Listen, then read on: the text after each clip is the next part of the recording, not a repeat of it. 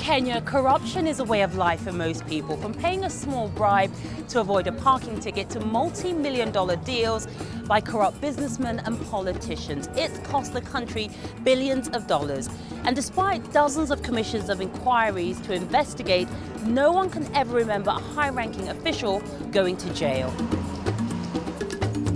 But a new constitution that's supposed to end impunity and create more transparency is giving people hope that things might change.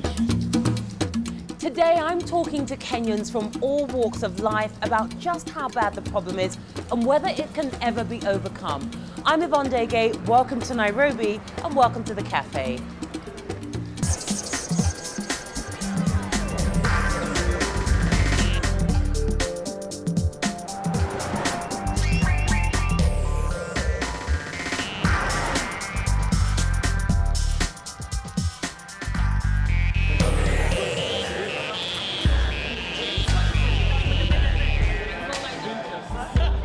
Joining us in the Café today are John Githongo, Kenya's best-known whistleblower who exposed graft and misrule at the highest levels of government, his return to his country after years in exile.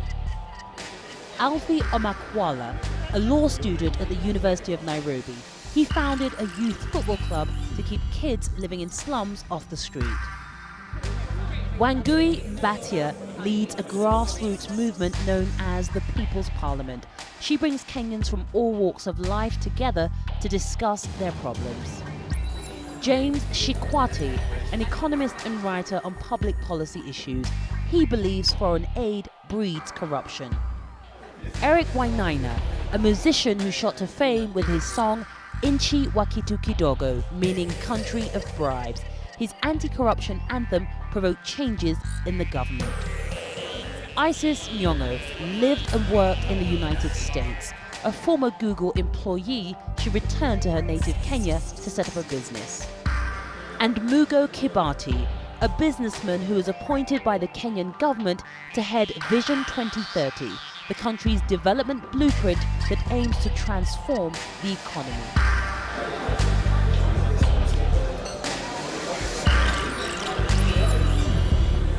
Hello everyone, and thanks for joining me on the Café in Nairobi.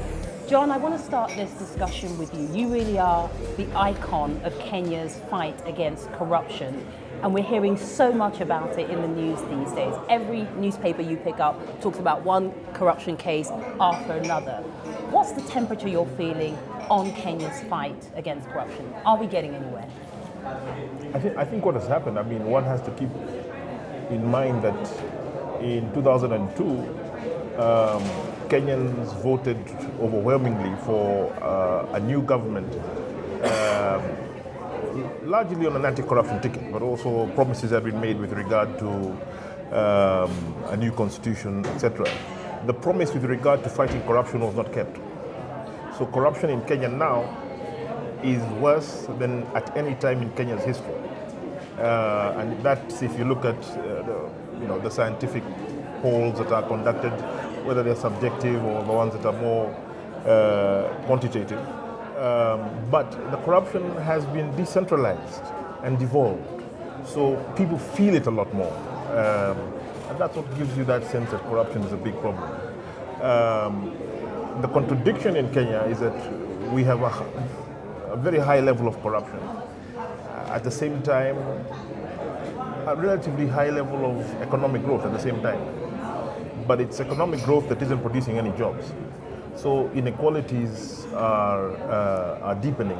And it sounds to me like what you're saying is that actually things are getting worse. I want to bring you in, Mugo, because there you are, you're the DG of Vision 2030. Listen to what John's saying here. Things aren't getting better. Do you agree? Well, I agree with John to an extent that there is the decentralization, but there's been increasing transparency over the last 20 years. I am not so sure that we know all the scandals that existed in this country in the 70s and 80s when you had authoritarian regimes. So I think that in dealing with corruption, step number one is the transparency, and then the demand on accountability. Step number three, then comes the solutions, and those are more difficult to come by. That it was not going to be up to a couple of leaders who are part of the system anyway to deal with it. It had to be the people of Kenya to rise up. And I think there's no more clearer indication that the people of Kenya have risen up than the resounding endorsement to a very radical constitution that they gave last year, which begins to attack some of the structures, the judicial reforms and the police reforms. On paper, that all sounds great, and we'll definitely come back to discussing the new constitution and what all of that means. But when you look at the raw statistics, it's a fact, it's known. Transparency International say that Kenya still ranks something like 154 out of 178 countries in terms of perceptions of corruption. I read somewhere that in an average month, a Kenyan has to pay something like 10 bribes just to get through the week or through the month. Alfie, share with us some of your experiences, because you're a university student, you're the next generation. Your generation are really going to try and obviously have an impact on what happens in this country. Do you buy what this person is saying? I mean, the truth be told, from my generation, what Mugo is saying is just paperwork. From my side of the view is, I walk these streets, I encounter these people day to day. I'd give you an example. Before I wake up in the morning, there are no lights. KPLC is not to be found. There are no generators. When you wake up in the morning, there's no water. Why is the water company? There's so much corruption. If I'm going to town, I have to pay 70 shillings to get to town from Embakasi. That 70 shillings, I'd tell you like 40 shillings out of the 70 accounts for Mungikis, the police, the business cartels. There's even a new cartel coming up. Since now the government cannot even have small matatus, they have stopped the limit. So what essentially is happening now is, if I have a matatu and I'm going to go for the business, I start tendering it around. If Wanaina wants the matatu, I'll give it to him. So you see, it's become a whole huge business. If I get to town, that the city council guy is following you up. You've passed the pavement, you've not even stepped on the pavement. The guy has come up to you. He knows I'm a young guy, I don't have the defenses. So he comes up to me and says, I saw you stepping on the pavement. It's 3,000 Kenya shillings. I have 500 shillings in my pocket. What do I do? You've heard what Alfie said, Mugo. These ideas are great, right? But the day-to-day experiences of Kenyans is atrocious still. Look, I agree with Alfie. The day-to-day experience of Kenyans are atrocious. I face the same. I would say that a constitution is a little bit more than paper. And you're right. The impact of the new constitution is yet to bear fruit. I am confident going forward, Kenyans have begun to take their own destiny into their own hands. And going forward, out of the transparency and accountability and also checks and balances that come out of the new constitution, many of this will begin to be addressed. But that is down the road. Maybe our sense of how bad the problem is actually overblown. Wangui, you spend your life trying to actually now track incidences of corruption. What is your take? First, I work with people, ordinary citizens at the ground. So I am quite a bit aware of the actual impact of corruption.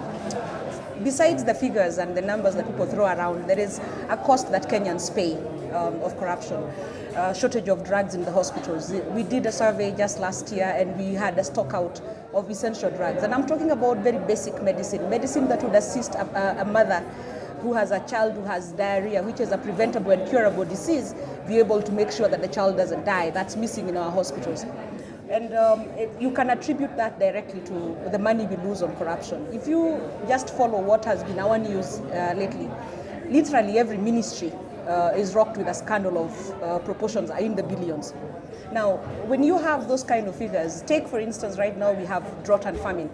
And two ministries that would be able to address that are rocked in a crisis with corruption. You have the Ministry of Water and Irrigation that has lost billions of shillings that should have gone into irrigation to address our food shortages. We have the Ministry for Northern and Arid Lands that is right now in crisis because money has been misappropriated. And we don't look at corruption in terms of how it affects the people. So we end up with a population that is desperate for basic services. And not because the money is not available, but because the money that is supposed to go into those basic services gets misappropriated. Wango, let me bring in James. James, give us some figures. I mean, how bad is it? I saw you nodding there. Tell us how bad the situation really is. Actually, I'd like to give an analogy that whenever you walk in the streets and you pick somebody's pocket, the ordinary Kenyan will not let you go. They'll kill you. But when we get big guys involved in corruption, we call them honorable members. We respect them, we cheer them. So for me, I think this discussion about corruption, maybe we're missing something in the sense that there's a disconnect between what we call government and the people. Because if you look at the history, for example, of the police system was set up to guard the colonial property. It was not set up to guard Kenyans. Now we have a government which I think has taken over that role. Instead of guarding Kenyans or addressing Kenyan interests, it guards these few guys who remained to serve the interests of themselves and the interests of their masters outside the country. So I think when we are talking about corruption, we need to look at that disconnect, which then fuels corruption in the sense that we would praise the big thieves, but ordinarily there's no Kenyan who will entertain corruption. That's why they kill people on the streets whenever they steal the money. Eric, you wanted to come in. Yeah, I'm just thinking that Kenyans' needs are so basic right now, you know, and I think some of the times the discussion we have is very sort of at the self-actualization level, you know, where but right now people just want to know, can I afford unga for the day? Can I afford flour for the day? But sort of the dominant narrative, every day you wake up and you see people getting away with things daily, you know? I mean, if you look at reports, the Attorney General who's about to leave and the former head of Kenya Anti-Corruption Commission, Aaron Ringera, both of them didn't bring anyone to prosecution, you know? Yeah. And so as a Kenyan, you're sort of sitting there and you're thinking, what is it for if the people who are supposed to be safeguarding our country's vision are getting away with it, you know? And so the frustration that you mentioned, when someone pickpockets you on the street, that person, when a mob acts on that person, that's them taking out the frustration that they can't access the people who they would like to access, you know? So In 2003, In 2003, when the NAC government was elected into office, Kenyans did a remarkable thing. Actually, Kenyans took their own initiative to enforce anti-corruption laws. They actually would arrest people on the beat, policemen on the beat who were soliciting for bribes. That went on for about 3 months, and they stopped. You know why they stopped? There was no supportive system to support the initiative of the people to carry that to fruition. And when you have people who are constantly beaten down that way, in the same year, the government instituted a commission to interrogate one of the biggest scandals in corruption, the Golden Bag corruption, the Golden Bag Commission. And the one person we all thought was culpable was one Patni. And the government took the one guy we all knew was deeply involved, and they converted him into a state witness, meaning that at the end, the outcome of the commission is that he would not necessarily be one of the people who would be able to take to court, because they had converted him into state witness. The trouble in Kenya is that, one, corruption is deeply entrenched. It has stakeholders, it has interests, and they are everywhere. The corruption network is such that you cannot fight it because it's pervasive. You fight with the police, you meet with the judge in court, and the judge releases the policeman you got there. And the higher you go, the stronger the fight back. I think Nyong'o is raising a very interesting point here. Who owns this narrative about corruption? Is it Kenyans or is it foreigners? Because I think if it were Kenyans, I'd still go back to my point. They'll act against whoever is stealing. But as long as the narrative is not Kenyan, somebody else is paying others to talk about corruption, telling the government set up anti-corruption commission. You know, it's not Kenyans out of their own volition forcing the government to have anti-corruption. It's the donors who want to look good and show their taxpayers their money is not being stolen. So they tell the government, put up something that we can show our guys at home that there's something going on. So that narrative, as long as it's not about us talking about it, it is somebody else pointing to us that something is going on, we cannot feel it. I think one of the things that need to happen is beginning to quantify the effects of corruption, you know, as in human rights terms, in human rights violation terms. The Kenya National Human Rights Commission and Transparency International did a report in 2002-2003 saying that the NAC government coming into power had spent $12 million on luxury cars, which now, okay, what does that mean? What it means that they spent more on luxury cars than they did on money for malaria medication, right? So you begin, it's like maybe like the Holocaust Memorial, we need to put up a counter, you know, in the streets that just counts money, okay?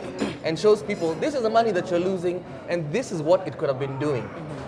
But if the situation is so bad, how do you explain the fact that people like yourself, Isis, American educated, raft of opportunities overseas, why do you come to a place like Kenya to do business when you can hear what John's saying, you can hear what Wangui is saying, just about how terrible the situation is. Why would you do that to yourself? No, it's interesting. I think from a business perspective, it really depends. It can really depend on the type of industry that you're in, and that there is a huge amount of opportunity in Kenya specifically.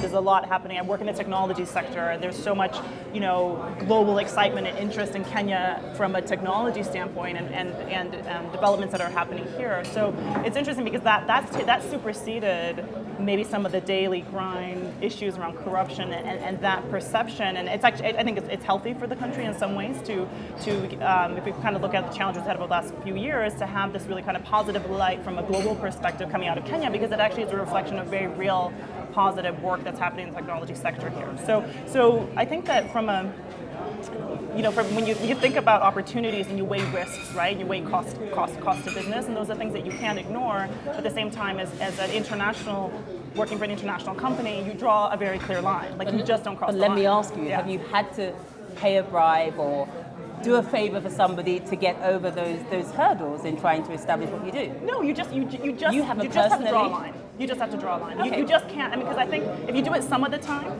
that's where the problem really starts, right? Like, if you just have a very clear line from a business perspective, and you understand that, hey, things might not move as fast. We may not be able to do X project or Y project because of these kind of barriers. You just, from a kind of an ethics standpoint, a leadership standpoint within the company that you're working in, and now those are the companies that I have worked for, then you just don't cross the line. Yeah. I'll tell you why most of us come back. There is no better country to be in the middle class in. There are two separate Kenyans. There's not one Kenya, there are two Kenyas. There are people who are completely immune from corruption, and I'll give you an example.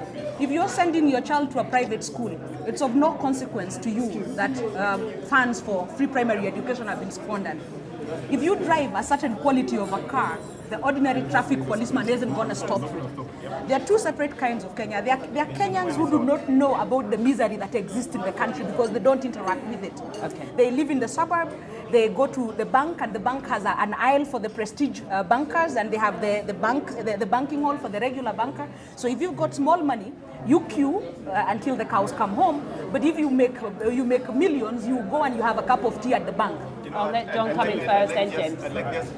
Part of the reason people now, even Al Jazeera comes to Kenya to talk about corruption and what's happening here, is as a result of the post-election violence that we had after the elections in 2007, 2008. That shook the whole world.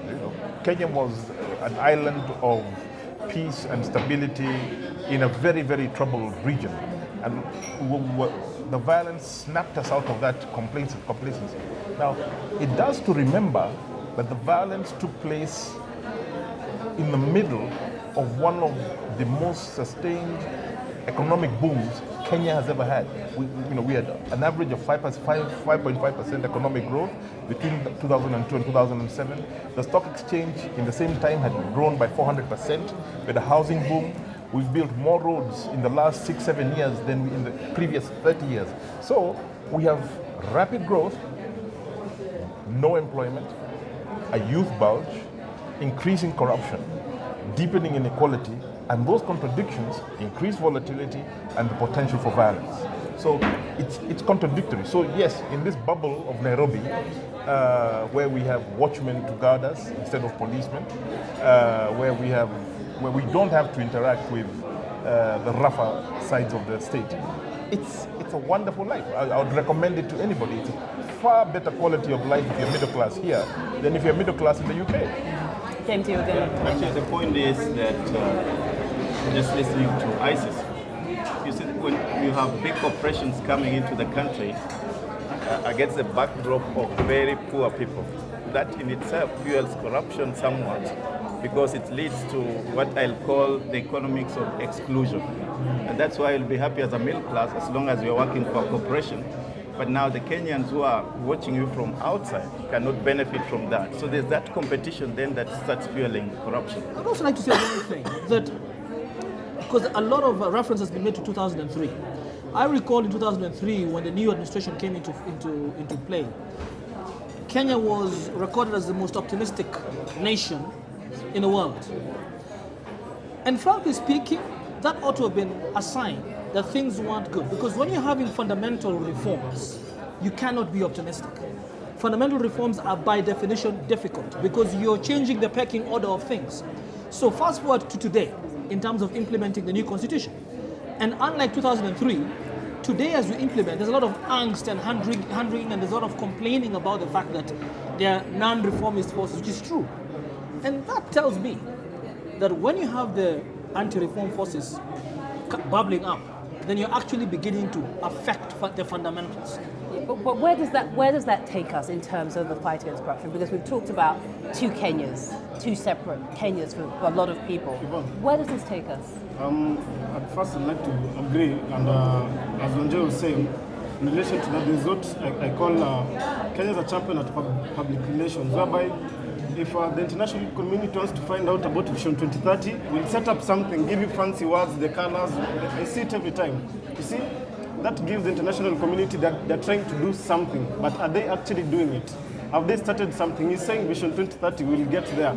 Have they started doing something to get us there? What are we doing to get us there? Are you convinced though when you hear Nyong'o talking? Are you convinced by what he's saying? I'm a young person. I have dreams, and we want to challenge the society. We want to conquer this thing, but when it's difficult, you can see we're getting eliminated day by day, and we're seeing how difficult it is. And when I see stocks from a business perspective, you have to realize the fact that when they come to Kenya, somebody from the Kenyan side will handle the tough side.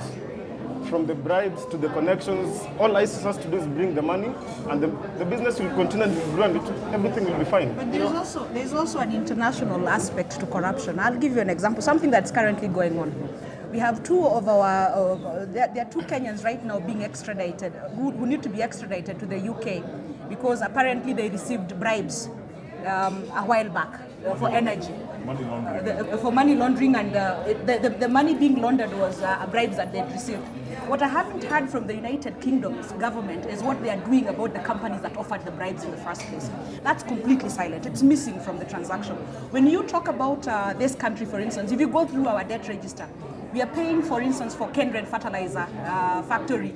We've been paying to Austrian banks for the last God knows how many years. The factory does not exist on the ground, but we are paying for it. The same Austrian government has paid 3 times for a dam that hasn't been built. They keep advancing the same loan for a dam that they know hasn't been built. When a foreign government is willing to give you a loan to build the same thing 3 times, they are part and parcel of the corruption mechanism. What we don't hear is what the foreign countries are doing in terms of helping us with the corruption. Money that has been stolen from Kenyans, especially on the big accounts, is lodged abroad. Just last week, the UK government that is seeking to have 2 Kenyans extradited to the UK said that Yagnesh Devani, who is responsible for one of our biggest oil scandals, cannot be brought to Kenya. Their argument, our courts are not good enough. That's all very well, but we are saying that this money is responsible for an energy crisis in the billions of shillings. Money that left our banks, and we, the taxpayers, had to cover that for them. And the UK government is comfortably saying, we're not going to give him to you, but do give us these people who received bribes from our companies. And I haven't had a single word said about what they've done about the companies that bribed in the first place. And I'm going to ask you to hold right there. We're going to take a quick break and be back very soon.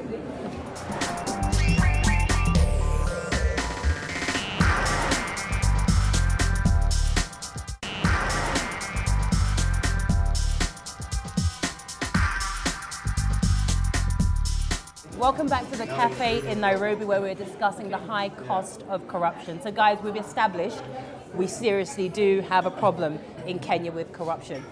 How do we move on? What do we actually do? Eric, I'd like to hear your thoughts. I'd like to find out whether it's possible to have some kind of class action suit, because the problem is, while we need to look forward with Vision 2030, I think we need to take care of the stuff that's come before. I'll give you an example. A month ago, I finally succumbed to my wife's desire for us to play Monopoly as a couple, and I was worried that there might be some friction. And so sort of 4 or 5 rounds into the game, she picked up this chance card, and it said, pay your opponent 10 times the roll of the dice. She'd rolled 11, right? And so but we miscalculated, and she gave me $1,100, and you start the game with $1,500. So she pretty much gave me everything she had. After about 6 hours, right, when we realized the mistake, she said, okay, then pay me back. But at that point, I had acquired so much that even giving her back what was rightfully hers, I won the game, hands down. And so the question is, there's so much that has gone wrong, right? even if at 2030 we arrive at the vision, there's still so much that has gone wrong, and we need to find out how to correct that. So can we do a class? You're a lawyer, tell us. Can we take these people to court as a nation? You have the right to. You have the right Will to. we win? That's a different question altogether, because now that depends on the systems we have. But I'll say this for young people, we need to keep pushing, we need to keep fighting, we need to keep the dream alive, because Kenya have been oppressed for the last 10, 15 years. 15 years ago, corruption was a thing of the government, the international contracts, but now it has become entrenched in the society because it has become a weight that the people feel. So what do we do as people, We push, we fight. You have to keep on moving forward. There's nothing else as a people you can do. You need to vote in the right leaders. But how do we do that, guys, if there's so much impunity? I mean, I think we made a great start with the new constitution. Okay. Those of us that have been in this process long enough, we agitated for certain things to be in the constitution, and we did put them in the constitution. For instance, one of the places where corruption has really affected the ordinary citizen is in the judicial system. And we've put in a lot of effort to not only be able to restructure our judiciary, but also to restore the confidence of the ordinary citizen in the system. But we've also put inside our constitution certain key elements that were missing. Constitution thrives in secrecy. And one of the things that ordinary citizens have had a problem with in Kenya is what was the Official Secrets Act. Every time you sought to find out information, you were hit by the official secrets. We've put in the Constitution something about access to information as a right. One of the other things that we've had a problem with, the corruption in Kenya is embedded in poor service delivery. If you go to a government office, I'll pick one of the most common one, the lands ministry. You want to obtain your document of title, and you're unable to obtain it because somebody somewhere says the file is missing, which for us is code for give me something and I'll find the file. So what we've done is we've put in the constitution, actually within our Bill of Rights, a provision for a right to fair administrative action. Means that the lands officer should be able to give you what you want. And if he's unable to give you that, he should give you a written reason why, which means you have a document you can work with in court. One of the other problems we've had in this country is simple ignorance. The ordinary citizen simply doesn't know what to do. In the past, those of us who wanted to do something legal about it, we were always hit by the fact that we don't have locus standi. The thing doesn't affect you, therefore you have no right to stand in this court. We've taken that out. In the new constitution, I can go to court on behalf of poor women in the slums to demand that they access a particular right accruing to them. We've put in a lot of things. What is missing right now, especially for us Kenyans, is simply downloading the information about the new terrain we have created so that the ordinary citizens can see the opportunity of changing this thing. But I'd like to just come in there, because obviously that ignorance amongst ordinary people is widespread, and the new constitution is not even being implemented as fast as some people would like. So I just want to build on the point that you were making earlier, and about how there's a lot of things things are on the move, but I think we also stand at a unique point in time where access to information is that much greater than it ever has been, right? You talk about 50% of Kenyans having access to mobile phones. You talk about 25% of access to the internet, and those rates are growing, right? So if we look at how to leverage that type of technology to actually make this information accessible to people in a very meaningful way, where you can very quickly, whether it's by SMS, whether it's by mobile web, you're in a government office, you know what the process should be, you know what the costs and fees for certain things should be, and you've got that information there. That in and of itself is very empowering to at least build, cut off the ignorance level of how should the system work. And we're already seeing examples even in Cameroon of apps like this where you can go into government office and see that this is what the process should be, and you at least have that information. And so I think that's something that we need to leverage. Yeah, and I think I think we all agree that's great going forward, what technology is doing to make Kenya flat. But what about the past, the Goldenbergs, the Anglo leasings, the Triton, the May scandal, the primary education scandal? How do we address the past? Because that's an important part of making people feel that people have been held to account. Or do we say, look, let's just wipe a clean slate from 6 months from now, we'll just forget about all the past corruption cases that ever happened in Kenya and start all over again? I mean, seriously speaking, what do we do? You can't. I think it's important to draw a line and put the past behind you to be able to move forward. Creating some form of amnesty scheme is one way of doing that. I've always been a believer in it, but it must be accompanied by lustration, which means that public officer who has admitted to defrauding the Kenyan public can never hold public office again for their entire lives, number one. Number two, there must be restitution. In other words, they must give back to the public what they have stolen. And if they don't reveal all that they have stolen, then the full force of the law is brought to bear upon them. Isn't the problem, guys, that a lot of the people that we're talking about, we're not naming them, are still part of the system? Yes. The fella who, the gentleman who blew the whistle on Goldenberg died a miserable death. Very, very poor. He lost his job for blowing the whistle. He died a miserable death. We don't remember his name. And our first director of the Kenya Anti-Corruption Commission is now one of the drug barons named in the United States. So there's a contradiction. In the past, we have staffed key institutions with people who neither had the merit, the competency, nor the capacity to deal with corruption. That's changing. We are now getting engaged more in terms of selecting who's going to lead that. So one hopes that in the future, we will be able to interrogate the capacity and the competency of the people who head institutions such as the Kenya Anti-Corruption Commission that is supposed to lead the fight against corruption. But you know, when it comes to dealing with corruption, you must also remember that we are where we are because we are also struggling under the weight of corruption. We are carrying a very heavy load of corruption. So we are both encumbered with the burden of corruption and also the desire to move forward. And it is a trying time for us, but it is not a time when we can afford to lose hope. We have all these things going on, and we want at the same time to change.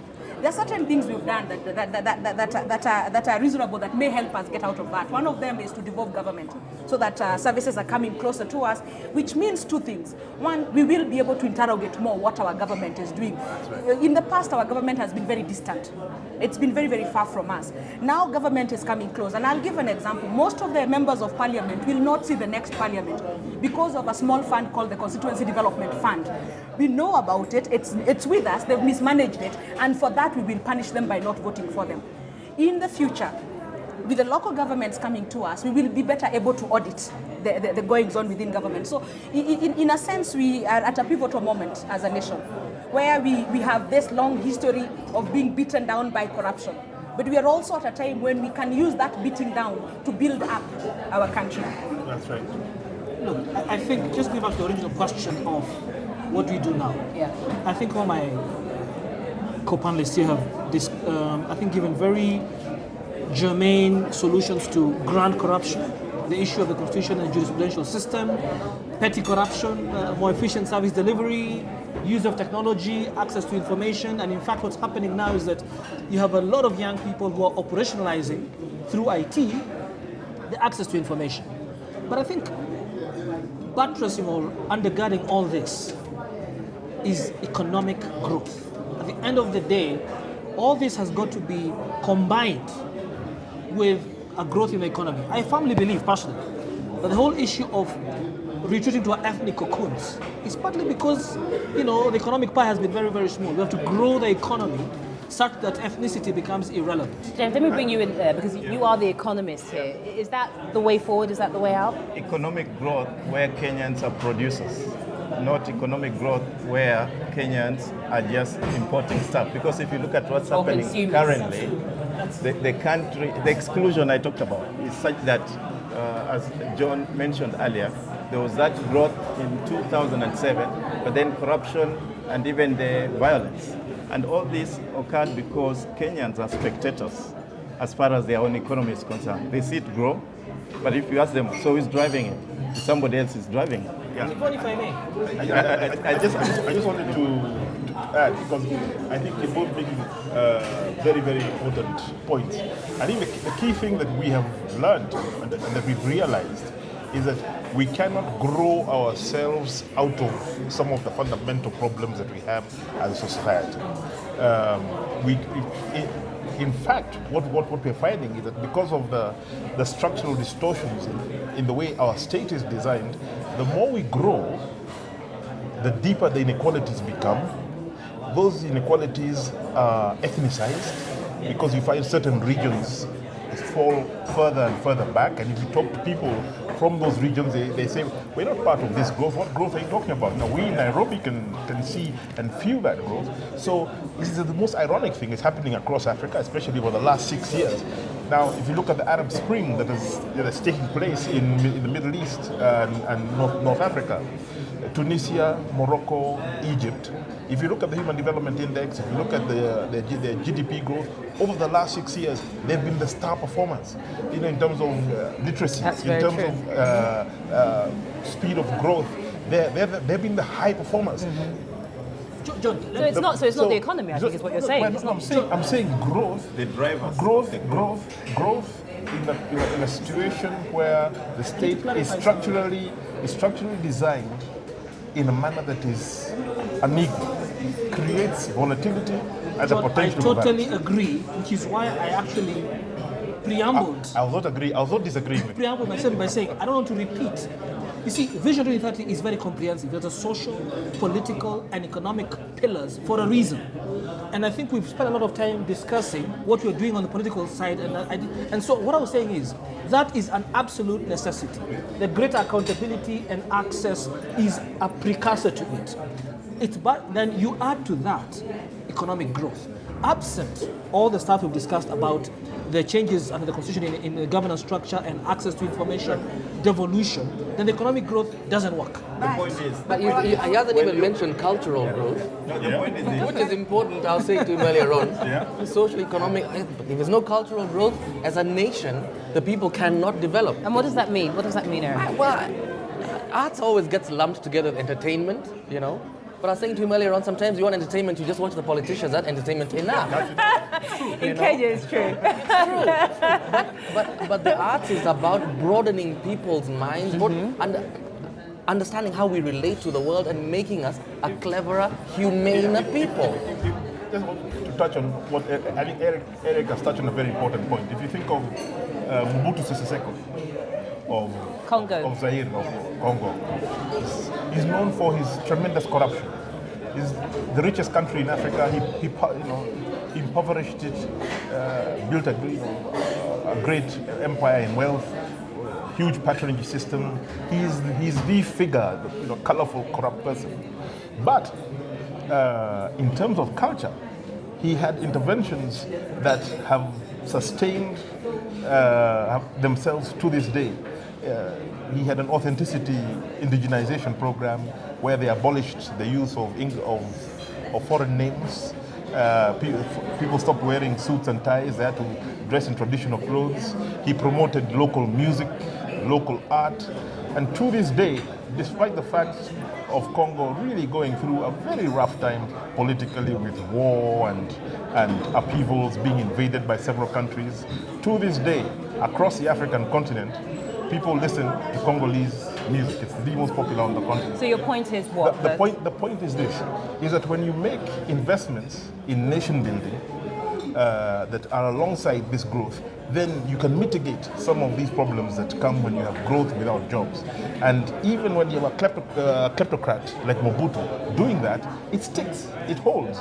You must have a cultural agenda when you're talking about nation building, because that's the glue that holds people together, the thing that they share that is intangible. James wants to come back. I'd like just to look at it from another point of, what you're saying, the entertainment, for me I'll call it creative economy. As part of your value that you're giving the society should pay you. So to fight corruption, we need to have Kenyans who can produce a value, put it on the table. That's when they'll own the wallet, and that's when they'll punish the corrupt person. What I'm trying to say is this, that the political and social pillar, which we discussed a lot here, and I think it is important to put economy on the table. I agree, we've had jobless growth in economy. Why? Because some of the fundamental political and social issues that we are now addressing weren't addressed between 2003 and 2008. So we must address them together with the economic growth. There's a problem. There's a problem with our government. Our government has this thing called the economy that is ever focused on. We are ever on the story of macroeconomics. We want to create the right climate for investors.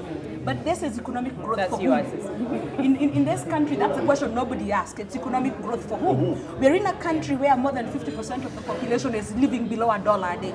That means no matter how good the environment is, we ain't going to be investing. We are not the investors, and our government is focusing all its energy and all its strength on these macroeconomics and the growth of the economy. That's human. There's a problem in this country. There's very limited thinking in terms of the social growth and the growth of the nation as a whole. I'll give you an example. Right now, we have put quite a bit of money to irrigate our arid areas. Nobody is taking into consideration the fact that in those very same arid areas, the communities there have evolved livestock as a way to address the fact that those are arid areas. That there is a whole economy that has grown to address the fact that those places are dry. We are now exporting agriculture to a group of people who know little about it. And we watched last year, and we've been watching the last few months, their cows dying. Today, Botswana, as far as it is, exports more meat to the Middle East than we do. We are only a corridor away from the Middle East. Our government will not put in the money that is required to invest in our livestock up north and convert that into a viable source of income for our communities up north. They want to convert them into farmers. And for that, we are now investing billions of shillings to go and irrigate lands. We have camels. You can export camel meat. You can export cow milk. We have the best meat. If you come to Kenya, the one thing we are known for is barbecued meat. It's great. It's organic. Nobody is investing in that. I watched last year. This year, we have millions of Kenyans facing starvation. I watched last year as we as a nation poured away milk. Today, our children in schools don't have enough food. We don't have nutrition. All it needed. So, Wango, would you run for parliament? Would you get involved in the parliamentary process, run as an MP to bring about these changes? The political system in place will not have me. Okay, because? Because it is corrupt. Aha. So we're back to parliament. Okay, help me because I feel. Okay, go on. To go to parliament, you have to play the dirtiest of politics. Oh, okay. Let's go there. Yeah. Because there's a lot of young Kenyans who have this discussion about, challenge with leadership and do we get involved, and the conversation always comes back to it's such a corrupt system, and I'd rather play in the private sector, I'd rather kind of stay and add value in these other ways, and that's a little too hot to handle. Yeah. I think, hold on, before we go to the issue of, I do want to say that part of the reasons she talked about livestock dying is because they lack water. So the irrigation isn't purely about farming. It's not about livestock development and livestock. You're giving a defense of a livestock. No, what I want to say is this. I think when we say Vision 2030 is holistic, it is holistic. Okay, and she's right in terms of you cannot impose, industries and cultures where they don't really belong. Yes. Okay, but on the issue of leadership, people do have, and I was hoping John would come up with this question of, so what are we doing about it? Okay, because at the end of the day, the leadership that we have, whether it is the elected leadership and then the technocrats who are appointed by the elected leadership, they come from us. They don't come from a vacuum, okay? And what are we doing about ensuring we have the right leadership in place so that we move beyond hand-wringing? I firmly believe that, to give credit to the Kenyan people, they have begun to do something about it. And I know we are overstating the issue of the Constitution, but the Constitution is supreme, and it's a very, very far-reaching change in this country. I firmly believe that going forward, she's right. Today, we're in a transition period. It's very difficult for a young person to break into the political system. I have that issue myself. But I firmly believe that going forward, I'm hoping that we shall move from, the giving up and actually address the issue of using this constitution to get into positions of leadership. So where does this leave us, John? I'd like to come to you for some final thoughts, really. I think Kenya is at the cusp. We either get it wrong, very wrong, or Kenya takes off. And I think that's where we are right now. We have a new constitution, the economy is growing. At the same time, we have fundamental narratives of inequality, especially ethnicized inequality, a very ugly kind of politics. So tremendous volatility, tremendous opportunity. If we get it wrong, what does that mean? It means that we are likely to see low-intensity violence for a long time, and it could actually affect the coherence of Kenya as a nation state. You don't think we're going to get it wrong, do you? I'm very confident that we've had it very wrong for a very long time, and over the last 2 decades, in a very slow process, the Kenyan people have begun to take their destiny back. We're nowhere near where we ought to be. But with the promulgation of the Constitution last year and the implementation over the next few years, we're beginning to get it right, and the combination of the socio-economic and political reforms required has begun. Eric? I think we are going to get it right. We just need to let people at the grassroots level understand that whoever we put into power is a direct reflection of who we are, and not just don't go for the easy sell. Don't go for the 200 bob. Don't go for the 1,000 bob. I know it's hard, but we need to go for the future, and I think we will succeed. I think I am confident that we have understood the need to get and stay involved. I think that's a saving grace of this country. We have stayed involved in a few of the things. We stayed involved with the constitution. We got a people's constitution. It's time to start using it to govern ourselves, and we will. Once we get going, I think it will be difficult to stop it. We are at the level where we are getting to take off. If we take off, then we can only rise higher. So we are getting to participate, stay involved. Alfie, you're the future generation, you're the now generation. What do you think? The constitution is supreme. If we want change as young people, you need to challenge your friends, you need to challenge your family members, you need to challenge yourself, you need to push yourself to the limit. Before you ask the politician what can they do, what can you do in your day-to-day lives that's going to affect the downward trend of corruption. James, we need to look at ourselves. I think finally Kenyans are increasingly appreciating the fact that it's their wallet. And I think with that knowledge that it's their wallet that is being stolen, we are looking at a scenario where Kenya is going to be better and they are going to control the narrative about corruption. And I think with that in their hands, it's as good as solved. From my end, I think nation building is no easy task, and it's really up to everyone to really be the change they want to see, and start that, continue that if they've already started really now, and also set standards that are for ourselves and not necessarily relative to another country, another region, but really what is a standard we want for ourselves, and really kind of make that change amongst all of us. Well, thank you very much all for taking part in the Café. Thanks for watching. Join us next week in the Café in the Bosnian capital of Sarajevo.